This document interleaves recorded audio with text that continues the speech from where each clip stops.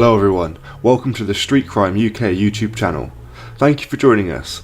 Please don't forget to like, share and subscribe for more exciting true crime content. Convicted fraudster Festus Immersive led an 8-strong Portsmouth-based gang using more than 2,000 identities between 2014 and 2016 to order diamond rings, Rolex watches, TVs and clothes to his co-conspirators' homes under unsuspecting victims' names. Portsmouth Crown Court heard that IT graduate Mr. Immersive held an instruction manual on fraud and would pay gang members between £20 and £100 to take deliveries, with the total goods worth £358,000. In total, gang members were jailed for 16 years and 10 months, with all but one defendant being locked up for their part in the scam. Mr. Immersive received the longest sentence, with him jailed for 3 years and 8 months. Judge Timothy Moosley QC told him, "You were responsible for obtaining and providing details to others.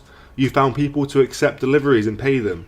You were at the centre of the conspiracy." Whilst the financial loss falls to be met by the financial institutions, the impact on those who had their details stolen cannot be underestimated. Many of them speak of their heightened levels of anxiety, stress and fear as a result of finding out their accounts have been hacked. Prosecutor Michael Forster had told the court how victims' phones and emails were diverted so that Mr. Immersive could use their details without suspicion. Among the victims was 69-year-old victim Jeffrey Noble, a retired project manager from Hampshire. In a statement, he said, "The effect of this crime on me has been considerable. When I found out that I had been scammed, I was horrified and put to considerable inconvenience resetting passwords, contacting PayPal, my banks and other agencies." Mr. Noble's details were used to buy a near £3,000 designer watch. A cancer patient added, "I was furious at the time and I remain angry because nobody has the right to take the money I worked so hard for." In court, prosecutor Michael Forster said that there was some evidence of stealing to order,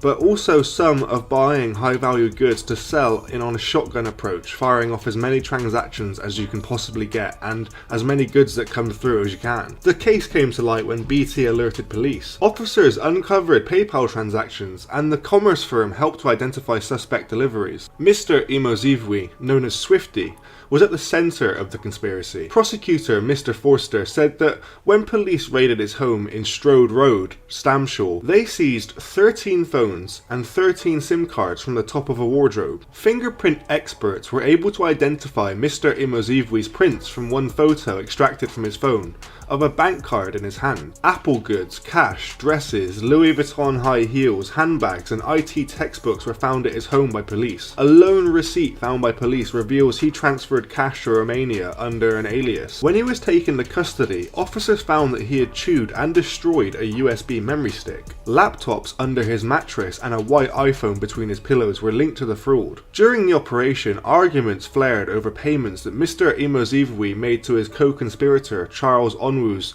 estranged wife, Chloe Maylott, who used her home to take deliveries of goods under the BT customer's name. The mum of two, Miss Maylott, branded a £40 payment a joke and told Mr. Onwu that she had demanded more from Mr. Immersive.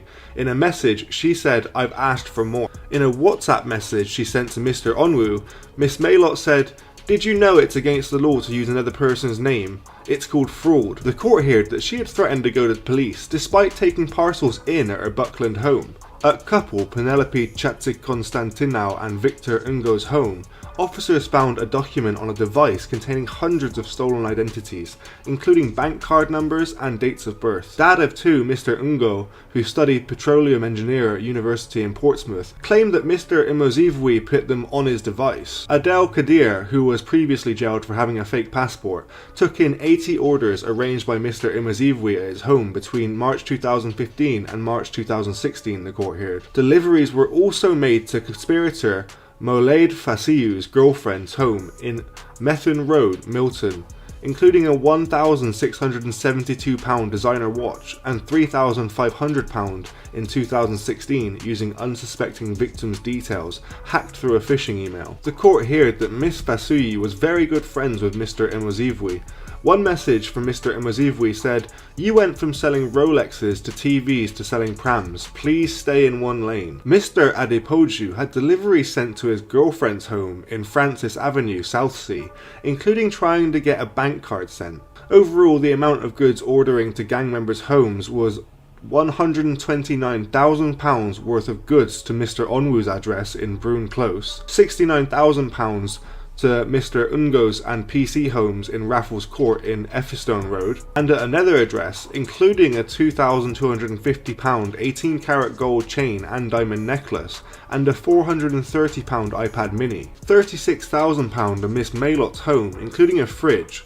She was paid as little as £20 a time or Iceland grocery deliveries for using her home. £98,000 to Kadir's home in Hillsley Road, Paulsgrove, including a £2,500 designer watch and near £5,000 diamond ring. £6,900 worth of goods to Mr. Adepoju's address, £5,900 to Miss Fasuyi's girlfriend's home in Methuen Road. On one of Mr. Immerse's devices, police found an instruction manual on how to commit fraud, which detailed how to get 100k easy by opening a credit card using someone else's details, Mr. Forster said. He said it was unclear how all the data was obtained. He said someone or other fraudsters got their hands on the data. The prosecutor added that it was either obtained by the fraudsters or it was acquired for money. A message from Mr. Immerse to an unknown party uncovered by police said, "Have you got any hacker I can buy from?" Mr. Forster said, "Whilst the Crown can't say how those details were obtained, certainly this conversation seems to do with hacking, which would be a way of getting such data." Mr. Immerse, 36, of Newcombe Road in Fratton, admitted conspiracy to commit fraud. He was previously handed a sentence for £20,000 fraud involving stolen identities. Robert Bryan, defending Mr. Immerse, said that it was unfair for him to be blamed for the entire operation. It was wrong to put all the blame on him, he said. Others were sending in messages asking how much he could give them for their Rolex. Sometimes he was just a conduit. Mr. Bryan said that there was no evidence of the fraudster hacking BT accounts, but conceded that it didn't stop him being the main facilitator who passed on information to others. He added there must have been people above him, though he was almost at the top of the gang. Mr. Onwu, 31, of Wells Close, Milton, admitted conspiracy to commit fraud. Toby Long, defending Mr. Onwu, said the defendant played a leading role in orders delivered, but as sole carer for his 7-year-old son that he had with Miss Maylott, pleaded the hard-working construction manager to be spared jail. But Mr. Onwu was jailed for 3 years and 7 months. Miss Maylott, 27, of Purebrook Way, Lee Park, admitted conspiracy to commit fraud by false representation. She has previous histories of benefit fraud. A text message from Miss Maylott to Mr. Onwu read out to the court read, "I have proof that you do fraud." Another said, "You only married me for a visa." Miss Maylott was in prison for 16 months. Mr. Ungo, 30, of Lowscroft Road, admitted conspiracy to commit fraud by false representation and conspiracy to convert criminal property. He has no previouses but was locked up for 43 months. Miss Chatsik Konstantinou, 30, formerly of Highlands Road, Southsea, admitted conspiracy to convert criminal property. She has no previous history. Her lawyer, John Oliver, said that she exchanged a watch for cash, but didn't know what was going on with the fraud, let alone the extent. She was the only person not to be jailed and was fined £1,000. Mr. Kadir, 35, of Wolferington Road, Paulsgrove, admitted conspiracy to commit fraud. He has a previous conviction for having a fake passport that he used to go for a hair operation in Turkey. Mr. Kadir's barrister, James Caldwell, claimed his client was recruited by Mr. Immerse, but only received £4,000 worth of goods. He is not someone with a significant stake in the conspiracy, he said. But Mr. Kadir was sent to prison for 29 months.